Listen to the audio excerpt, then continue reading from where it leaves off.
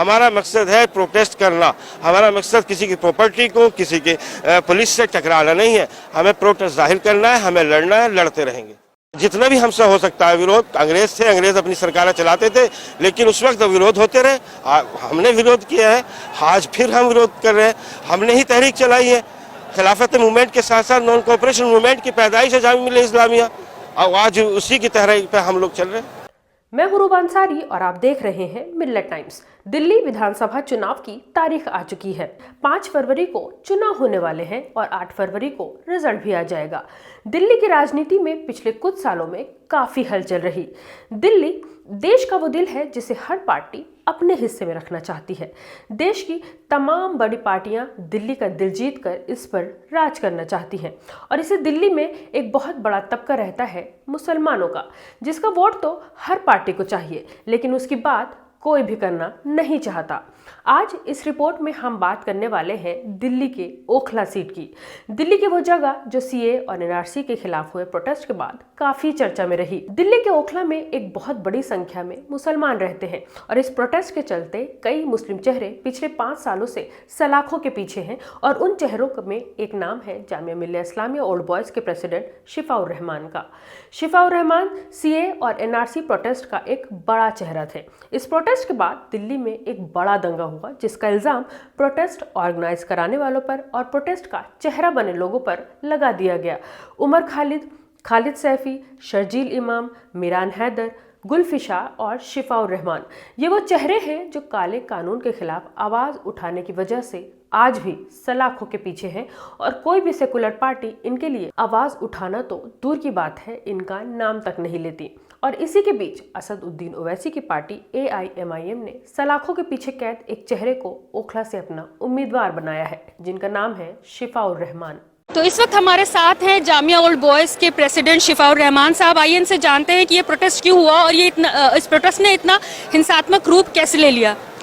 ये प्रोटेस्ट 3 दिन पहले कॉल किया गया था और ये स्टूडेंट्स और non teaching staff, teachers association और जामिया ओल्ड बॉयज की तरफ से ये प्रोटेस्ट था और ये पीसफुली प्रोटेस्ट किया जा रहा था। इस स्टूडेंट्स का मकसद सिर्फ इतना था कि हम जुलैला रेड लाइट पर जाएं, वहाँ पर 10 मिनट हम लोग प्रोटेस्ट करें और उसके बाद वापस आ जाएंगे।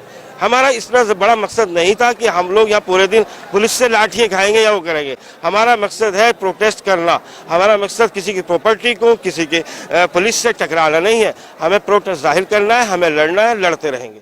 हाँ, तो जामिया एक तहरीक है, जामिया एक यूनिवर्सिटी नहीं, जामिया बनी ही एक तहरीक के उसमें थी और एक तहरीक का नाम है। जामिया मिल्लिया इस्लामिया से ही मुसलमानों के लिए खास तौर से मुसलमानों के लिए बनी थी और ख़ास तौर से मुसलमान के लिए तहरीक चलाई जाती थी। खिलाफत मूवमेंट जामिया मिल्लिया इस्लामिया का एक सबसे बड़ा पार्ट है, वही बुनियाद है जामिया की। और यहाँ से ही तहरीक जब चलेगी तो पूरे हिंदुस्तान में इसका मैसेज जाएगा और ये हम मैसेज पूरे हिंदुस्तान में नहीं पूरी दुनिया में पहुँचाना चाहते हैं, क्योंकि जामिया एक इदारा ही नहीं है, जामिया एक तहरीक है। उनकी मर्जी है, उनके नंबर पूरे हैं, वो कानून लाए। हमारा मकसद है विरोध करना, अपोजिशन जितना भी हमसे हो सकता है विरोध। अंग्रेज थे, अंग्रेज अपनी सरकारें चलाते थे, लेकिन उस वक्त विरोध होते रहे। हमने विरोध किया है, आज फिर हम विरोध कर रहे हैं। हमने ही तहरीक चलाई है। खिलाफत मूवमेंट के साथ साथ नॉन कोऑपरेशन मूवमेंट की पैदाइश है जामिया मिल्लिया इस्लामिया, और आज उसी की तहरीक पे हम लोग चल रहे हैं। शिफाउर रहमान वो चेहरा है जिन्होंने सीए प्रोटेस्ट के दौरान मुसलमानों के लिए आवाज उठाई और पिछले 5 सालों से सलाखों के पीछे हैं, लेकिन आज मुसलमान उन्हें भुला चुका है और अपने अपने कामों में मशगूल है। मजलिस ने सिर्फ शिफा ही नहीं बल्कि ताहिर हुसैन को भी मुस्तफाबाद से अपना उम्मीदवार बनाया है। दिल्ली दंगों के जिम्मेदार बनाए गए ताहिर हुसैन भी इस वक्त जेल में बंद है। आपको बता दें कि ताहिर हुसैन 2020 तक आम आदमी पार्टी के पार्षद थे, लेकिन जैसे ही उन पर दंगों का इल्जाम आया, आम आदमी पार्टी ने अपने नेता का साथ देने के बजाय उस पर से अपना हाथ खींच लिया। ताहिर हुसैन पर लगे 10 केसों में से 9 मामलों में उन्हें जमानत भी मिल चुकी है। आम आदमी पार्टी का इसी तरह का रवैया अमानत उल्लाह के साथ भी देखा गया था। अमानत उल्लाह पिछले 10 सालों से ओखला के विधायक रहे, लेकिन उन पर जब जब सेंट्रल गवर्नमेंट ने शिकंजा कसा, आम आदमी पार्टी खामोश रही। हर दफा चुनाव में ये देखा गया कि मुसलमानों को भाजपा के नाम से डराया जाता है और कहा जाता है कि इस सेकुलर पार्टी को वोट दो वरना भाजपा आ जाएगी, इस पार्टी को वोट मत दो वरना वोट बढ़ जाएगा और भाजपा जीत जाएगी। लेकिन वो सेकुलर पार्टियां जीतने के बाद मुसलमानों के लिए कितनी आवाज उठाती है, ये तो हम सभी लोग जानते हैं। यहाँ पर सवाल ये भी उठता है कि भाजपा को हराने का बीड़ा मुसलमान ही क्यों उठाए। बुझती हुई पार्टियों की लौ बरकरार रखने की जिम्मेदारी मुसलमानों के कंधे पर ही क्यों है। शिफाउर रहमान पिछले 5 सालों से जेल में बंद है और ओवैसी के बैनर तले चुनाव लड़ने की कोशिश कर रहे हैं।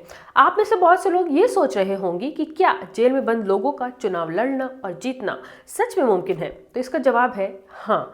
सपा नेता नाहिद हसन ने 2022 में जेल में रहते हुए कैराना विधानसभा सीट जीती थी। इसके अलावा 2024 में कश्मीर विधानसभा चुनाव हुए थे, जिसमें बारामूला सीट से इंजीनियर रशीद भी जेल में रहते हुए उन्होंने चुनाव लड़ा था और जीत भी हासिल की थी। ओखला की जनता अगर शिफाउर रहमान को वोट देती है तो बहुत मुमकिन है कि वो भी जीत जाएं। अगर आप मेरी वीडियो दिल्ली से देख रहे हैं तो मुझे जरूर बताएं कि आप किसे और क्यों वोट देकर जिताना चाहते हैं। मिल्लत टाइम्स को जारी रखने और मजबूत बनाने के लिए हमारी आर्थिक सहायता कीजिए। ये एक आजाद मीडिया हाउस और कमजोरों की आवाज है। आप हमें देखें, सुने, पढ़ें और हर महीने ज्यादा नहीं, सिर्फ 100 रुपए से मदद करें। डिटेल्स डिस्क्रिप्शन में मौजूद हैं।